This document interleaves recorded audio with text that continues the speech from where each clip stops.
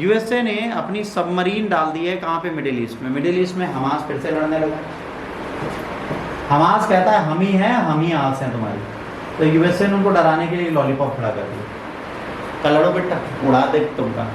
वो आता लगे उड़ा नहीं पाएगा, पर बोलने में कहा जाता है।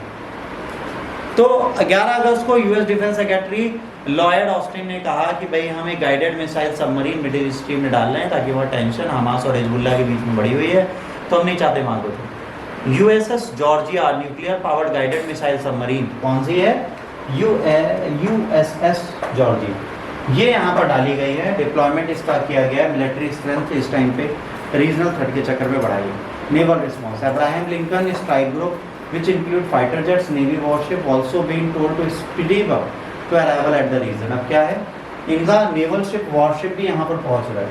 This additional military presence will support Israeli defensive operation. ये क्यों बोला गया है कि इजराइल पे अटैक हो तो इसको सपोर्ट करता है। Assistant assassination is a key figure।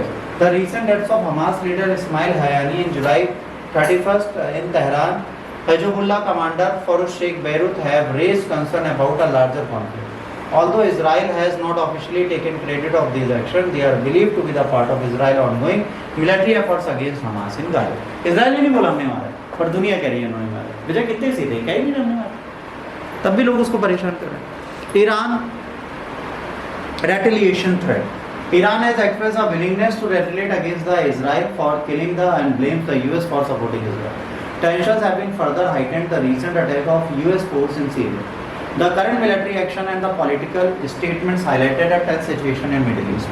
अब पहले तो इजराइल ने किया, फिर इन्होंने कहा, उसके बाद इन्होंने सीरिया पर अटैक कर दिया यूएस फोर्स ने। बस इसके चक्कर में वहाँ पे लड़ाई बहुत तीव्रता से बढ़ी हुई है। यूएसएस जॉर्जिया क्या है, is the nuclear powered submarine launched in 1984। It's one of the 4 OEO class submarine that were upgraded to carry cruise missile and special forces। ठीक है, ये पूछा जा सकता है।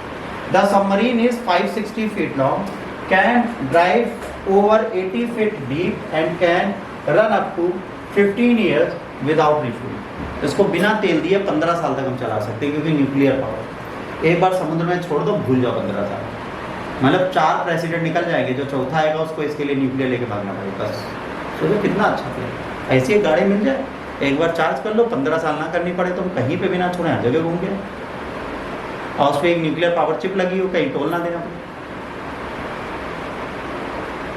मजा ही आ जाए, होता ही है सब। It has special dry deck shelters in the operation and carry up to 140 Tomahawk missile.